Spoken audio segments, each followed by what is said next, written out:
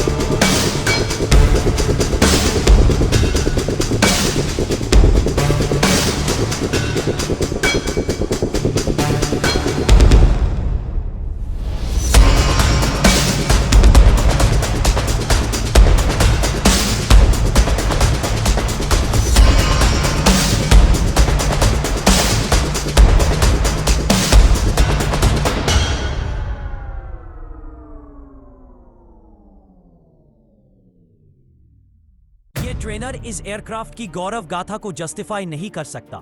जानिए इस एयरक्राफ्ट की कंप्लीट डिटेल्स इस वीडियो में, पर उसे पहले चैनल को जरूर सब्सक्राइब करिए ताकि ऐसे ही देशभक्ति से भरे वीडियोस आप तक पहुंचते रहें। 1950 में यूएसएसआर ने मिग 21 को डिजाइन किया, एक ऐसा जेट जो स्पीड और सिंप्लिसिटी का प्रतीक था। India became the first export customer in Asia to induct MiG-21 in 1963। तब तक हमारे पास कोई सुपरसोनिक जेट नहीं था। MiG-21 ने वो कमी पूरी की। हैल ने 1966 से इसे भारत में ही बनाना शुरू किया, एक बड़ी छलांग आत्मनिर्भरता की ओर। पहली बार यह कॉम्बैट में इस्तेमाल हुआ 1971 में और इसने अपनी शक्ति का परिचय दे दिया। It not only changed IAF strategy but also established India as an aerial power in South Asia। MiG-21 ने भारत की एयरफोर्स को नई ऊंचाइयों तक पहुंचाया। इतिहास रचने वाला ये विमान कैसे अलग-अलग वर्जन में आया, चलिए अगले स्लाइड में उसे विस्तार से समझते हैं। IAF ने MiG-21 के 4 मुख्य वर्जन ऑपरेट किए, टाइप 77, MiG-21M, MiG-21 BIS और आखिर में MiG-21 Bison। टाइप 77 आया 1963 में, हमारी पहली सुपरसोनिक ताकत। MiG-21M ने 1973 में रेडार और फायर पावर में सुधार लाया। Then came MiG-21 BIS in 1977, more agility, more altitude। सबसे क्रांतिकारी वर्जन था बाइसन, जिसे इंडिया ने 2008 में इंडक्शन किया। बाइसन ने मिग को एक modern multi role combat jet में बदल दिया, with Israeli avionics, RWR systems और BVR मिसाइल कैपेबिलिटी। हर वर्जन ने अपनी भूमिका निभाई, चाहे वह ट्रेनिंग हो, एयर डिफेंस या operation combat. These upgrades kept MiG-21 relevant across decades। अब जब वेरिएंट समझ लिए तो अगली स्लाइड में जानेंगे इसके डिटेल तकनीकी स्पेसिफिकेशंस और क्या बनाता है इसे लेजेंड। MiG-21 Bison की स्पीड है Mach 2.05, यानी 2175 किलोमीटर पर आवर से भी तेज। It can fly up to 58,000 feet। That's nearly twice the height of Mount Everest। Combat range करीब 1200 किलोमीटर इसे आइडियल बनाता है क्विक स्ट्राइक के लिए। वेपन्स आर्सेनल 23 mm प्रिंट barrel cannon, R-73 and R-77 missiles, bombs and rockets. Phazotron Kopyo radar इसे बनाता है ऑल वेदर फाइटर। कॉकपिट में आधुनिक HUD, मल्टी फंक्शनल डिस्प्ले और ECM पॉड्स इसे बनाते हैं 21वीं सदी का जेट। Despite its compact design, the Bison packs serious punch. Air superiority और ग्राउंड अटैक दोनों रोल्स में ये इक्वली इफेक्टिव है। ऐसी कैपेबिलिटीज के साथ ये एयरक्राफ्ट कैसे दुनिया के दूसरे देशों में इस्तेमाल हुआ और कैसे इन वॉर थिएटर्स में छा गया, यही जानेंगे अगले स्लाइड में। सब्सक्राइब जरूर करें ताकि भारत की सामरिक शक्ति की हर कहानी आप तक पहुंचे। MiG-21 दुनिया के सबसे ज्यादा एक्सपोर्टेड और यूज्ड एयरक्राफ्ट्स में से एक है। 60 से ज्यादा देशों ने इसे ऑपरेट किया, including Vietnam, Egypt, Syria, Cuba, north Korea. Vietnam ने यूएसए के खिलाफ एयर बैटल्स में इसका बेहतरीन इस्तेमाल किया। सीरिया और इजिप्ट ने इसे इजराइल के खिलाफ युद्ध में डिप्लॉय किया। In Africa it fought in Angola, Mozambique and Libya. Balkan wars में भी क्रोएशिया और सर्बिया ने इसे फ्रंटलाइन फाइटर बनाया। भारत में इसने 1971 और 1999 कारगिल में अद्भुत योगदान दिया। MiG-21 एक ऐसा फाइटर है जिसने हर महाद्वीप के आकाश पे अपनी प्रेजेंस दर्ज की है। अब जब इसका ग्लोबल रोल देखिए, आइए अब इंडियन पर्सपेक्टिव से इसके वॉर रिकॉर्ड को एनालाइज करें, खासकर इंडिया पाक कॉन्फ्लिक्ट्स में। भारत के लिए MiG-21 केवल एक फाइटर नहीं बल्कि युद्धों का विजेता रहा है। 1965 में इसका लिमिटेड उपयोग हुआ, लेकिन 1971 की लड़ाई में इसने इतिहास रच दिया। MiG-21 ने 4 पाकिस्तानी F-104 स्टार फाइटर्स को गिराया, एयर सुपीरियरिटी का प्रतीक बन गया। 1999 में कारगिल वॉर के दौरान इसने घने बादलों और दुर्गम हिमालयी क्षेत्रों में मिशंस पूरे किए। बालाकोट एयर स्ट्राइक के बाद 2019 में जब पाकिस्तानी विमानों ने घुसपैठ की, MiG-21 ने सीधा जवाब दिया। विंग कमांडर अभिनंदन ने इसी MiG-21 बाइसन से F-16 को गिराया, एक ऐतिहासिक dog fight. This jet proved that even an old airframe, when upgraded and flown with courage, can dominate the skies। अब अगले स्लाइड में जानेंगे कैसे विंग कमांडर अभिनंदन वर्तमान ने इस एयरक्राफ्ट को नई राष्ट्रीय पहचान दी और एक सोल्जर की वीरता से इसे अमर बना दिया। 27 फरवरी 2019 भारतीय वायुसेना के इतिहास का गौरवमयी दिन। विंग कमांडर अभिनंदन वर्तमान ने MiG-21 बाइसन उड़ाकर पाकिस्तान के F-16 को गिराया। Yes, a 60s designed Indian jet defeated a modern US made aircraft. R-73 missile से F-16 को टारगेट किया गया और सफलतापूर्वक शूट डाउन किया गया। उसके बाद विंग कमांडर अभिनंदन पीओके में कैद हुए, लेकिन 60 घंटे में उनकी वापसी ने नेशन को यूनाइटेड कर दिया। उनकी मूंछें देश का सिंबल बन गई और MiG-21 को मिला नई पीढ़ी का सम्मान। MiG-21 ने साबित किया, it's not just the machine, it's the man behind the machine that matters. इस ऐतिहासिक डॉग फाइट के बाद भारत ने MiG-21 बाइसन की कैपेबिलिटीज को अपग्रेड किया था। अब अगले स्लाइड में देखेंगे कि MiG-21 बाइसन को कैसे भारत ने अपग्रेड किया और बनाया एक मॉडर्न मल्टी रोल बीस्ट। अगर आपको भारतीय विज्ञान, सेना और शक्ति पर गर्व है और आप उनके बारे में ऐसे ही न्यूज एनालिसिस चाहते हैं तो अभी सब्सक्राइब कीजिए। 90s में भारत के सामने चुनौती थी एजिंग जेट्स और डिले इन LCA तेजस। तभी शुरू हुआ बाइसन अपग्रेड प्रोग्राम, एक रणनीतिक कदम। HAL, DRDO और इस्राएली एल्टा सिस्टम्स ने मिलकर बनाया MiG-21 को नेक्स्ट जेन केपेबल। रेडार को अपग्रेड किया गया। Phazotron Kopyo radar capable of multi target tracking. Cockpit में लगाया गया मॉडर्न HUD, RWR और electronic warfare systems. MiG-21 Bison को मिला हेलमेट माउंटेड साइट और beyond visual range missile support, यानी अब ये पुराने नहीं, फ्यूचरिस्टिक कॉम्बैट रोल्स निभा सकता था। यह अपग्रेड इसे पाकिस्तान और चाइना के जेट्स के मुकाबले फिर से रेलेवेंट बनाता है। अब जब अपग्रेड समझ चुके हैं, अगले स्लाइड में जानेंगे कि IAF डॉक्ट्रिन में इसका रोल क्या रहा और कैसे ये डेकेड्स तक हमारे एयर डिफेंस का फाउंडेशन बना रहा। IAF डॉक्ट्रिन में MiG-21 ने एक असेंशियल रोल निभाया, इंटरसेप्टर, ट्रेनर और मल्टी रोल कॉम्बैट एयरक्राफ्ट के रूप में। 70s से लेकर 2000 तक ये हमारी फर्स्ट रिस्पॉन्स यूनिट रहा। हाई पायलट की पहली सुपरसोनिक फ्लाइट MiG-21 ने होती थी। फास्ट स्क्रैम्बल एबिलिटी और लो ऑपरेटिंग कॉस्ट इसे आइडियल बनाते थे फ्रंट लाइन डिफेंस के लिए। Even during peacetime, it patrolled borders, responded to intrusions, and trained future leaders of the IAF. जब मिराज, सुखोई और रफेल जैसे एयरक्राफ्ट नहीं थे, तब MiG-21 ने हमारी सॉवरेंटी का अकेले बचाव किया। ये जेट केवल एक हथियार नहीं, बल्कि डॉक्ट्रिन की रीढ़ था। अब सवाल उठता है, क्या ये हमेशा फ्लॉलेस रहा? आइए अब देखते हैं वो सच जो इसके साथ जुड़ा रहा। कंट्रोवर्सीज और क्रिटिसिज्म। MiG-21 को अक्सर कहा गया फ्लाइंग कॉफिन। 1963 से अब तक 400 से ज्यादा क्रैशेस हुए और 200 से अधिक जवान शहीद हुए।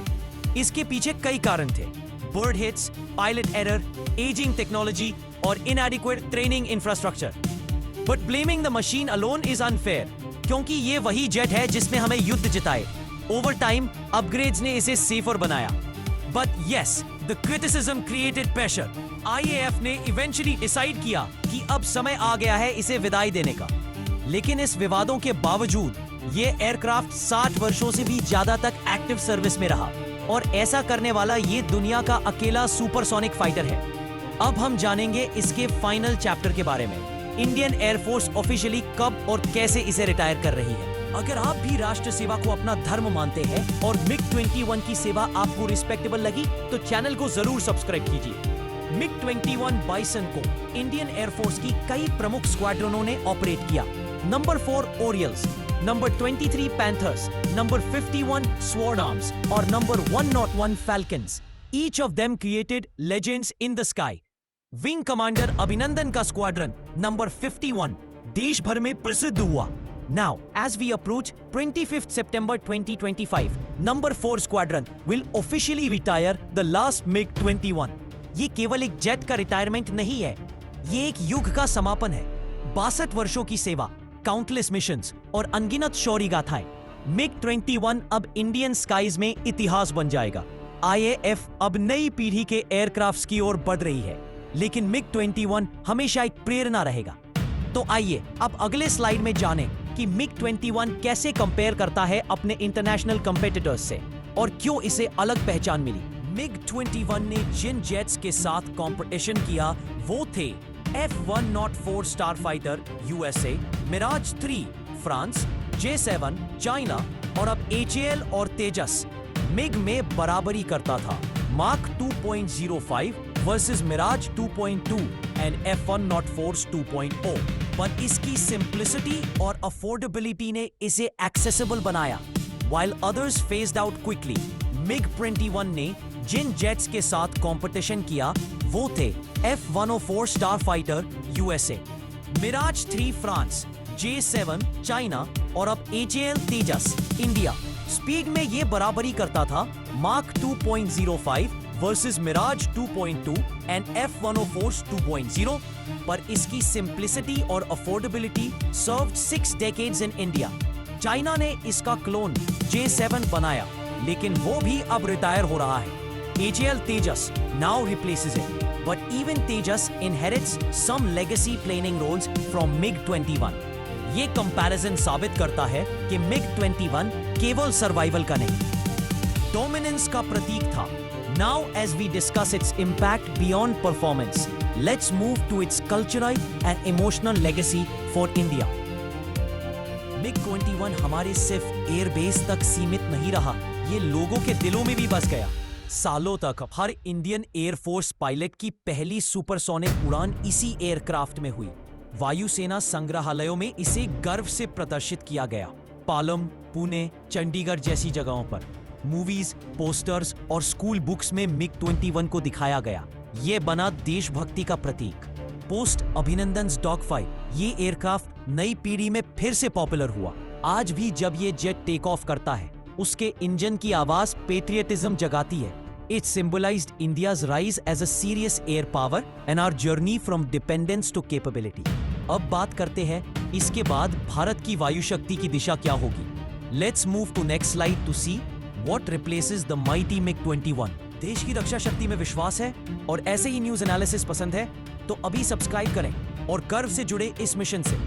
MiG-21 के रिटायरमेंट के बाद IAF की नई रीड होगी। HAL Tejas Mk-18 83 Tejas aircrafts ordered हैं। ये होंगे फुल्ली इंडिजिनस और स्टेट ऑफ द आर्ट। रफाले ने ऑलरेडी अपनी प्रेजेंस एस्टैब्लिश्ड कर ली है, specially for precision strikes. Su-30 MKI remain heavy multi-whole platforms. IAF अब ध्यान दे रही है AMCA, इंडियाज 5th जेन स्टेल्थ फाइटर प्रोग्राम। इसके साथ साथ UAVs और कॉम्बैट ड्रोन्स को भी इंटीग्रेट किया जा रहा है। MiG-21 की लेगेसी को ये नए एयरक्राफ्ट कैरी फॉरवर्ड करेंगे, नए रूप में, लेकिन उसी भाव से। अब जब हम सब कुछ देख चुके हैं, आइए इस विरासत को अंतिम सलामी दे। Let's move to our final slide, a heartfelt tribute to the MiG-21। MiG-21 सिर्फ एक विमान नहीं, एक सोल्जर था जो हर वक्त देश की सीमाओं की रक्षा में तत्पर रहा। इसने हमारी एयरफोर्स को शेप किया, युवा पायलट्स को ट्रेन किया और कई युद्धों में विजय दिलाई। From Indo-Pak wars to peacetime patrols, it served with unmatched loyalty. उसका रोड भारत की हिम्मत की गूंज थी। Even in criticism, it stood tall, proving again and again, old jets never die, they become legends. हम सलूट करते हैं उन सभी पायलट्स को जिन्होंने इसे उड़ाया और उन इंजीनियर्स को जिन्होंने इसे चलाया। Let the MiG-21 rest with honor. Because legends don't retire, they live forever in the skies and our hearts. This was the story of MiG-21 Bison, India's sky warrior for over 60 years. Jai Hind, Jai Bharat.